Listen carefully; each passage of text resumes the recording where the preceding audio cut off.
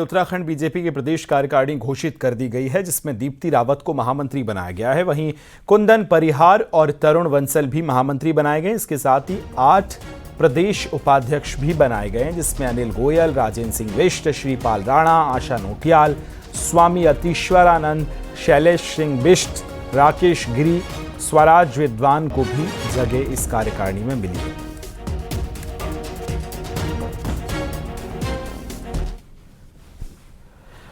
Uttarakhand BJP की नई कार्यकारिणी को लेकर सीएम पुष्कर सिंह धामी ने बधाई दी। सीएम धामी ने कहा कि बीजेपी अध्यक्ष जेपी नड्डा और प्रदेश अध्यक्ष महेंद्र भट्ट के नेतृत्व में गठित बीजेपी की नई कार्यकारिणी सभी नवनियुक्त कार्यकारिणियों को हार्दिक बधाई और शुभकामनाएं। सीएम धामी ने कहा कि नई कार्यकारिणी के सभी सदस्य कार्यनिष्ठा, समर्पण और संगठन को अधिक मजबूत बनाएंगे।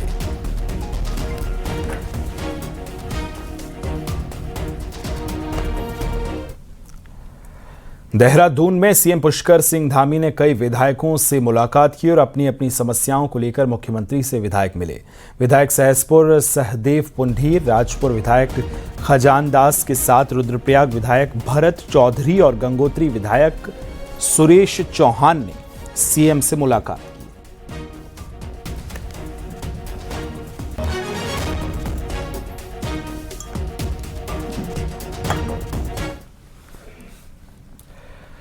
उत्तराखंड में 2027 में होने वाले विधानसभा चुनाव को लेकर बीजेपी की केंद्रीय लीडरशिप ने अपनी गतिविधियां बढ़ा दी हैं। केंद्रीय बीजेपी ने गोपनीय सर्वे के जरिए न सिर्फ विधायकों के रिपोर्ट कार्ड तैयार करवाए, बल्कि उन सीटों को भी चिन्हित कर लिया जहां एंटी इनकम्बेंसी हावी होती नजर आ रही है।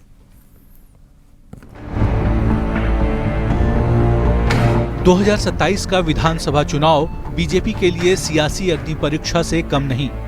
पार्टी के पास हैट्रिक लगाकर इतिहास रचने का मौका है, लेकिन चुनौतियां भी कम नहीं हैं। अब चुनाव में महज 1.5 साल का वक्त बचा है, तो केंद्रीय बीजेपी ने उत्तराखंड पर फोकस बढ़ा दिया है। सूत्रों की माने तो दिल्ली में बैठे रणनीतिकारों ने दिसंबर 2024 में ही सभी विधायकों की परफॉर्मेंस पर रिपोर्ट तैयार कर ली थी। सेकेंड फेज में एंटी इनकम्बेंसी वाली सीटों की पहचान की गई। नगर निकाय और पंचायत चुनाव के नतीजों के बाद कराए गए पार्टी सर्वे में जो आंकड़ा सामने आया, उसके मुताबिक बीजेपी को 43 सीटों पर बढ़त, कांग्रेस को 25 और निर्दलीय उम्मीदवारों को 2 सीटें जाती दिखाई दे रही हैं। तो जहां भी एंटी इनकम्बेंसी दिख रही होगी, पार्टी निश्चित तौर पर अभी समय है हमारे पास, हम उसके लिए रणनीति बनाएंगे और एंटी इनकम्बेंसी को दूर करने का प्रयास करेंगे। और ये लगातार चुनाव तक चलता रहता है, लेकिन चुनाव पर मात्र एंटी इनकम्बेंसी का प्रभाव नहीं होता है।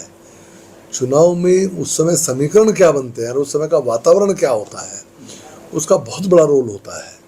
तो आज आप देखेंगे कि कांग्रेस का कहीं संगठन नहीं है और उनकी जिस तरह के आपसी मतभेद हैं, उसको देख कर के मुझे हमेशा वो कहावत याद आती है कि सूत न कपास और जुलाहों में लठम लठ। तो ये स्थिति अगर चुनाव तक बनी रहती है तो जो 43 की संख्या आज बीजेपी की बता रहे हैं, वो 53 भी हो सकती है। सर्वे रिपोर्ट की सच्चाई मौजूदा कई विधायकों के लिए चिंताजनक है। कई विधायक जन अपेक्षाओं पर खरे नहीं उतरे, जो पार्टी के राडार पर हैं। यहां तक कि 4 मंत्रियों की सीट पर भी तीखी नाराजगी दर्ज की गई है। सूत्रों की माने तो ऐसे क्षेत्रों में पार्टी अब जमीनी गतिविधियां तेज करने जा रही है। जहां जमीनी हालात विपरीत हैं, वहां वैकल्पिक चेहरों का भी डेटा जुटाया जा रहा है। अब चुनाव के लिए 1.5 साल मात्र रह गया है और इसलिए भारतीय जनता पार्टी बड़ी बारीकी से सर्वे करती है और देखती है, और जहां पर लगता है कि यहां पर पार्टी थोड़ा सा कमज़ोर है, और वहां पर फिर हम उस तरह से काम करते हैं और सभी कार्यकर्ता वहां पर अलर्ट करने का काम भारतीय जनता पार्टी करती रहती है। ये पूरी कवायद बिना किसी शोर शराबे के अंजाम दी जा रही है। स्टेट लीडरशिप को भी इसकी भनक तक नहीं। बीजेपी जानती है कि सत्ता की हैट्रिक की ये लड़ाई आसान नहीं है, इसलिए जितनी बड़ी चुनौती है, ग्राउंड पर बीजेपी उतने ही बड़े लेवल पर माइक्रो मैनेजमेंट में जुट गई है। ये खबरें विपक्ष को थोड़ा बेचैन जरूर कर सकती है। न्यूज़ 18 के लिए देहरादून से सुनील नौप्रभात की रिपोर्ट। देहरादून से बेंगलुरु के बीच आज से फ्लाइट सेवा शुरू होने जा रही है। शाम 4 बजे CM Dhami jolly grant airport पर फ्लैग ऑफ करेंगे। फ्लाइट शुरू होने से लोगों को फायदा भी मिलेगा।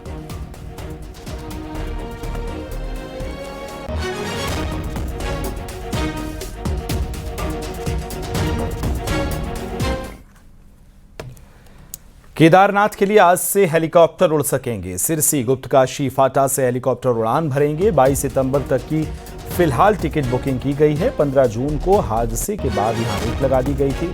3 महीने बाद आज से फिर हेली सर्वे जो है वो शुरू हो रही है।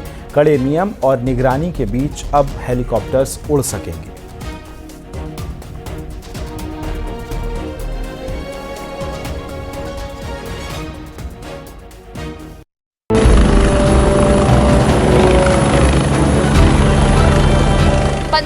हेलीकॉप्टर हादसे में 7 लोगों की मौत के बाद केदारनाथ में हेलीकॉप्टर नहीं उड़े। 3 महीने के बाद सोमवार को फिर से यात्री हेलीकॉप्टर से केदारनाथ जाने शुरू होंगे। 10,000 फीट की ऊंचाई पर इस बार अनुभवी पायलट ही हेलीकॉप्टर उड़ाएंगे, जिन्होंने कम से कम 1500 घंटे इस ऊंचाई पर हेलीकॉप्टर उड़ाया हो। ऐसे में इस बार कड़े नियमों और निगरानी के साथ हेलीकॉप्टर उड़ाने को पायलट तैयार है। इस ऑल्टीट्यूड के ऊपर तकरीबन 10,000 फुट के ऊपर हेलीपैड्स हैं और ये सारे के सारी ये पहाड़ियाँ जो हैं hot and humid and heavy पहाड़ियाँ हैं। यहाँ पर फ्लाइंग का जो एक्सपीरियंस है ये टोटली डिफरेंट है फ्रॉम दुनिया में कहीं और से। एंड सबसे बड़ा चैलेंज ऑफ कोर्स हमारे पास हायर टेम्परेचर्स एंड मौसम का छोटे नोटिस के ऊपर ख़राब हो जाना या बदल जाना, ये सबसे बड़ा हमारे को। केदारनाथ में अब तक हुए ज्यादातर हेलीकॉप्टर हादसों में खराब मौसम वजह रही, तो इस ऊंचाई, माइनस टेम्परेचर और पल मौसम बदलने को पायलट भी बड़ी चुनौती मानते हैं। हालांकि टेक ऑफ से लेकर लैंडिंग तक हेली यात्रा सुरक्षित रहेगी, ये भरोसा पायलट और उत्तराखंड सिविल एविएशन अथॉरिटी यानी यूकाडा को है।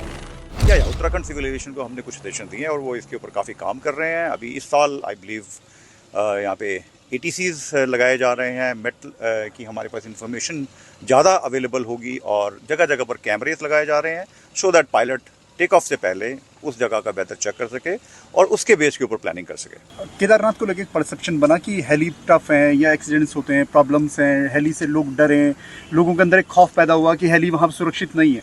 तो इस को आप कैसे देखते हैं? ये एक वैली हो सकती है लेकिन पूरे ऑल ओवर स्टेट के लिए हमारे लिए बहुत इंपॉर्टेंट है हेली। यस सर, बहुत ज़्यादा इम्पॉर्टेंट है और सिर्फ कुछ एक्सीडेंट जो हुए हैं प्रीवियस हमारे, उनको अगर ना देखें तो हेलीकॉप्टर्स यात्रा करना बहुत ही सुखद और बहुत ही अच्छा अनुभव रहता है सबके लिए और ये बिल्कुल सेफ ऑपरेशंस हैं। केदारनाथ घाटी में हेलीकॉप्टर उड़ाना आसान नहीं है, ये बात खुद पायलट्स मानते हैं। ऐसे में इस बार हेलीकॉप्टर से केदारनाथ यात्रा सुरक्षित रहे, इसके लिए पायलट से लेकर उत्तराखंड सिविल एविएशन ने तैयारी पूरी कर ली है। दीपांकर भट्ट, न्यूज़ 18, देहरादून।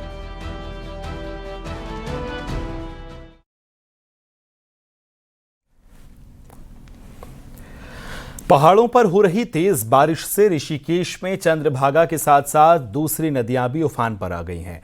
चंद्रभागा का नदी का पानी लोगों के घरों में तक पहुंचने लगा है। इसके साथ ही नदी के किनारे बनी पार्किंग भी जलमग्न हो गई है। प्रशासन लोगों से अलर्ट रहने की अपील कर रहा है और नदी किनारों से दूर रहने को भी कह रहा है।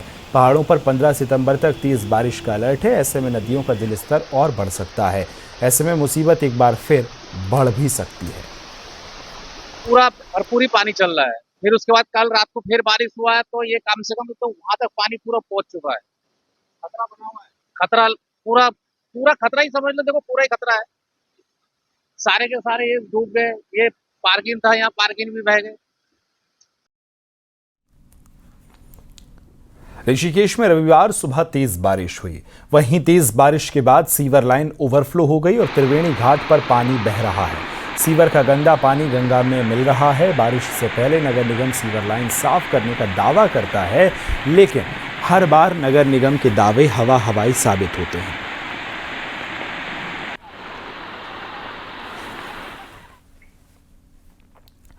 ऋषिकेश में आवास विकास कॉलोनी में एक मंदिर पर गिरी आकाशीय बिजली गिरने का वीडियो सामने आया है।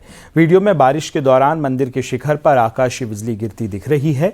गनीमत रही कि हादसे के वक्त मंदिर में आसपास कोई भी नहीं था।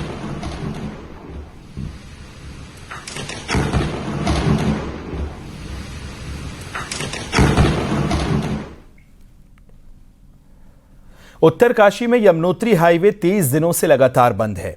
हाईवे जंगल चट्टी, वनास, फूल चट्टी, कृष्ण चट्टी से भूस्खलन के चलते बंद है, जिसे खोलने की अब कोशिशें जारी हैं। डीएम का कहना है कि सड़क जानकी चट्टी तक खुलने में अभी 1 हफ्ते का समय लग सकता है। ऐसे में जंगल चट्टी में मार्ग खुलने के बाद यात्रा का पैदल शुरू कराया जाएगा, जिससे यात्रियों को ज्यादा दूरी तय करनी पड़ सकती है। बनास, जंगल चट्टी, फूल चट्टी और कृष्णा चट्टी, इन 4 जगहों पे अभी रूट का हम लोग पैदल ही बना पा रहे हैं। तो बहुत अधिक संभव होगा तो कल फिर एक और अपडेट लेके हम लोग इसे प्रारंभ करने के बारे में पैदल सोच सकते हैं। अभी यमुनोत्री धाम का जो रास्ता है वो 5 किलोमीटर जानकी चट्टी से पैदल है, और कृष्णा चट्टी में चूँकि 350 मीटर रोड वॉशआउट है, उसको बनाने में 5 से 6 दिन या 7 दिन का समय लगेगा NH के अकॉर्डिंग। उत्तरकाशी के मोरी प्रखंड में कई गांवों के लोग जान जोखिम में डालकर नदी पार करने को मजबूर हैं। औसला, पवाड़ी, गंगाड़, डाटमीर के साथ हर की दून वैली के ग्रामीण जान जोखिम में डालकर सफर कर रहे हैं। यहाँ पुल नहीं होने से लोग उफनती नदी पर पेड़ के ऊपर से आवाजाही कर रहे हैं, जो कि खतरनाक है और कभी भी बड़ा हादसा हो सकता है। लेकिन नदी पर पुल नहीं होने से रोज ऐसे ही लोग नदी को पार करते हैं और कई बार यहाँ के लोगों के साथ हादसे भी हो गए हैं। लोग प्रशासन से पुल बनवाने की मांग लंबे वक्त से कर रहे हैं। यहाँ पर जो घाटमीर, गंगाड़, ओसला अपना पाँव और अपनी ज़िंदगी को दांव पे लगा करके अपनी दैनिक चर्या को चलाने के लिए मजबूर है कि बाजार तक आना पड़ता है। और आप देख रहे हैं जैसे कलाव यूनानी जो खड़ है वहाँ पर एक पुल की बड़ी आवश्यकता है, ट्राली लगी हुई है। और आपका सांदराज में जो एक ट्राली लगी हुई है जिस पे जो अनेकों दर्जनों मौतें वहाँ पर हुई है। पिछले साल भी एक बच्ची वहाँ पर मरी थी और इस समय भी एक बालिका वहाँ पर 16 वर्ष की उसने अपनी जान गंवाई। नैनीताल की मॉल रोड का बड़ा हिस्सा फिर खतरे की जद में है। नैनीताल बैंक के सामने बड़े हिस्से में दरारें आ गई और पूरी रोड धंसने लगी है। हालांकि कुछ दिन पहले ही लोक निर्माण विभाग ने यहां पर डामर से इन दरारों को भरने का काम जरूर किया था, मगर अब दरारें और ज़्यादा बढ़ गई हैं। लगभग हालात ये हैं कि कभी भी 25 मीटर का हिस्सा झील में समा सकता है। वहीं टूटने की कगार पर पहुंची मॉल रोड में अब बेरोकोटोग ट्रैफिक जो है वो चल रहा है।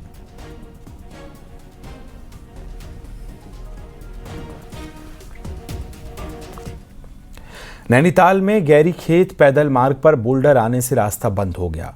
ये बोल्डर नीचे बसे नारायण नगर के लिए भी खतरा बन गया है, क्योंकि पहाड़ी से हो रहे कटाव से खतरा और बढ़ गया है। ज़्यादा खतरा बढ़ा तो ये बोल्डर नारायण नगर की ओर गिर सकते हैं। वहीं गैर खेत में पैदल सड़क पर बोल्डर गिरने से आवाजाही प्रभावित हो गई है, तो वहीं कई गांव दूध और सब्जी भी मंडी तक पहुंचाने का संकट उनके लिए खड़ा हो गया है। स्थानीय लोगों ने इसके समाधान की मांग की है।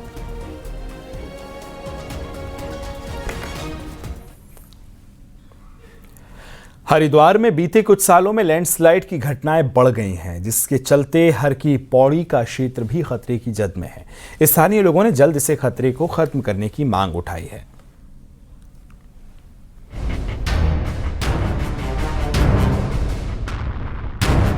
हरिद्वार में इस मॉनसून सीजन में लैंडस्लाइड की 2 बड़ी घटनाएं हुई, जिसमें शिवालिक पर्वत के बराबर से गुजरने वाली रेलवे लाइन पर पहाड़ी से मलबा आ गिरा, जिसमें कोई जनहानि तो नहीं हुई, लेकिन हरिद्वार देहरादून रेलवे रूट काफी प्रभावित हुआ।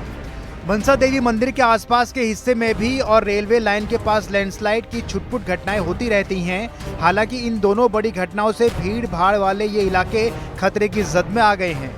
लगातार सिल्ट आ रही है, लगातार ये इस पहाड़ को कमजोर करती आ रही है और इसके लिए ट्रीटमेंट के लिए लगभग 4-5 साल से बातचीत है कि इस पहाड़ का ट्रीटमेंट होना बहुत ज़रूरी है। और हर व्यापारी यहाँ पर डरा जाता है, हर पर रोड वाला क्या, बाजार वाला क्या। अभी भी देखिए कितनी सिल्ट इस बाजार में आई हुई है कि जगह जगह जगह सिल्ट के ढेर लगे हुए हैं। हर व्यापारी परेशान है कि आप कोई भी व्यवस्था लाइए, अगर आपने ये मनसा देवी पहाड़ी का ट्रीटमेंट नहीं किया, आपकी हर व्यवस्था ध्वस्त हो जाएगी। एक तरफ यहाँ गंगा जी की अविरल धारा है, एक तरफ शिवालिक पर्वत श्रृंखला है, इन दो के बीच में एक लंबी पट्टी में बसा हुआ हरिद्वार है। जब तक इन दोनों किनारों को हम सुव्यवस्थित नहीं करेंगे, बीच की जगह व्यवस्थित नहीं हो सकती। मनसा देवी मंदिर के पास और रेलवे लाइन पर लैंडस्लाइड को लेकर प्रशासन पिछले 3 सालों से पहाड़ के ट्रीटमेंट की कवायद में जुटा हुआ है, लेकिन रिजर्व फॉरेस्ट होने के चलते कभी राजाजी टाइगर रिजर्व का अड़ंगा तो कभी रेल विभाग के नियम आड़े आ जाने से बजट मिल जाने के बाद भी ट्रीटमेंट काम नहीं हो पाया है। वहीं डीएम का कहना है कि मनसा देवी पैदल मार्ग के पास पहाड़ी के ट्रीटमेंट का काम जल्द शुरू किया जाएगा और रेलवे ने भी IIT रुड़की और अन्य विशेषज्ञों के साथ ट्रीटमेंट का प्लान बना लिया है। इसमें 2 बार ही भूस्खलन इस मानसून सीज़न में हुआ है, जिससे कि रेलवे पटरी को भी डैमेजेस हुए थे। तो इसमें रेलवे विभाग के उच्च अधिकारियों से वार्ता की गई है, उनके द्वारा इसका परमानेंट ट्रीटमेंट का जो है प्रपोजल आगे मूव करा दिया गया है और उसको हम लोग लगातार फॉलो कर रहे हैं। इसके अतिरिक्त जो मनसा देवी पैदल मार्ग में भूस्खलन के जो हमने प्रपोजल भेजा था, उसको भारत सरकार से अनुमति मिल गई है और अभी शीघ्र ही उसका फॉर्मल जैसे ही उसका हमको अप्रूवल लेटर मिलता है वो कार्य भी हम तत्काल प्रारंभ करेंगे। हरिद्वार में इन दिनों विकास की कई छोटी बड़ी परियोजनाओं पर काम चल रहा है। 2027 में होने वाले अर्धकुंभ के लिए अधिकारी तैयारियों में जुटे हुए हैं। वहीं काशी और उज्जैन की तर्ज पर हरिद्वार में हर की पैड़ी कॉरिडोर भी प्रस्तावित है। हालांकि यहां सबसे पहले हर की पैड़ी के आसपास मंडरा रहे खतरे को खत्म करने की जरूरत है। न्यूज़ 18 के लिए हरिद्वार से पुलकित शुक्ला की रिपोर्ट।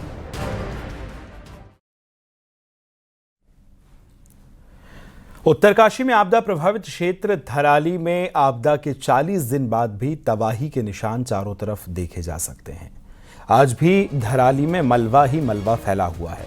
40 दिन के बाद धराली के कैसे हैं हालात, इसका जायजा लिया है न्यूज़ 18 संवाददाता बलवीर परमार ने।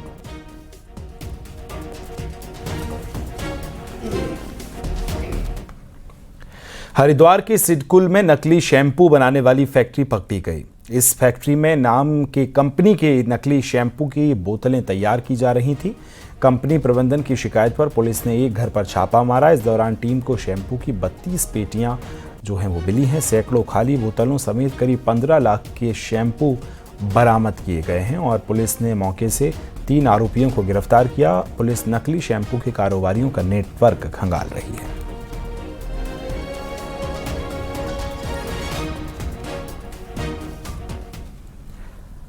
रविवार को देहरादून में हरियाणा और देहरादून पुलिस के ज्वाइंट ऑपरेशन के दौरान एक बदमाश खुद को गोली मार दी।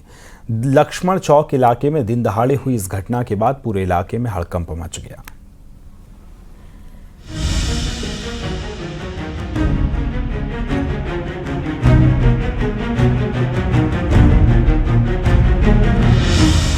साल 2024 में हरियाणा के जिंद एसपी पर लगे महिला शोषण के आरोपों में जिस व्यक्ति के सोशल मीडिया अकाउंट से लेटर वायरल हुआ, उसने रविवार को देहरादून में खुद को गोली मार ली।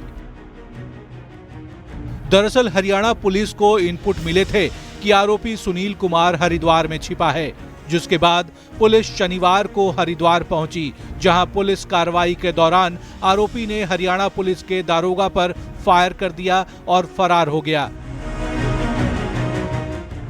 पकड़े जाने के डर से वो रविवार को देहरादून के लक्ष्मण चौक में अपने मौसेरे भाई के घर आकर छिप गया। पुलिस को रविवार सुबह इस बात की जानकारी लगी, जिसके बाद हरियाणा और देहरादून पुलिस ने ज्वाइंट ऑपरेशन में घर में घुसकर दबिश दी। पुलिस बार बार सरेंडर करने की अपील करती रही, लेकिन वो इतना डर गया कि उसने खुद पर ही फायर कर दिया। सुनील कुमार पर 2 मुकदमे हरियाणा और 1 हरिद्वार में दर्ज हैं। वहीं घटना को लेकर आरोपी के रिश्तेदार ने बताया कि हरियाणा पुलिस उनके घर आई और पुलिस के डर से उसने खुद को गोली मार दी। तो कुछ भी नहीं, सुबह आया कि मैं भाई ऐसे भाई हरिद्वार में कोई बात हुई है, गोली वोली चली है, तो भाई मेरे हरियाणा पुलिस मेरे पीछे पड़ी है। मैं अगर इन्होंने मुझे पकड़ा, ये मुझे मारेंगे और ये मुझे मार देंगे। अगर ऐसा कुछ हुआ तो मैं अपने आप को खत्म कर दूंगा। मगर नहीं माना। वो एकदम से पुलिस हमारे घर आ गई, उधर से कह रही कि उधर जाके अपने दूसरे उधर का घर दरवाजा खोलो, और आके वो तो ऐसे बंदूक तान के आए हरियाणा वाले की जैसे उसे भी यही हमारे सामने उसी मार देंगे। उसने उनको देखते उसने अपने आप को खुद गोली मार दी। हरिद्वार में जैसे मेरी टीम इसको पीछा करते हुए वहाँ पे पहुंची तो वहाँ बस स्टैंड से ये भाग निकला और मेरे एक सब इंस्पेक्टर पे इसने गोली चला दी। वो एम्स में एडमिट है। तो हमने वहाँ लोकल पुलिस को भी बोला, तो हरिद्वार पुलिस, मेरी टीम और यहाँ से चौकी की टीम इसको तलाश करते हुए यहाँ पे आई थी। यहाँ आने के बाद ये इंसिडेंट हुआ कि इसने पुलिस को देखने के बाद खुद को गोली मारी। वैसे ये पहला मामला नहीं है। इससे पहले भी अन्य राज्यों के आरोपी उत्तराखंड में आकर पकड़े गए हैं, जिसके बाद ये बात साफ हो गई है कि उत्तराखंड अपराधियों के लिए सुरक्षित शरण स्थली बन गई है, जिस पर पुलिस को चौकन्ना रहने की जरूरत है। न्यूज़ 18 के लिए देहरादून से भारती सकलानी उनियाल की रिपोर्ट।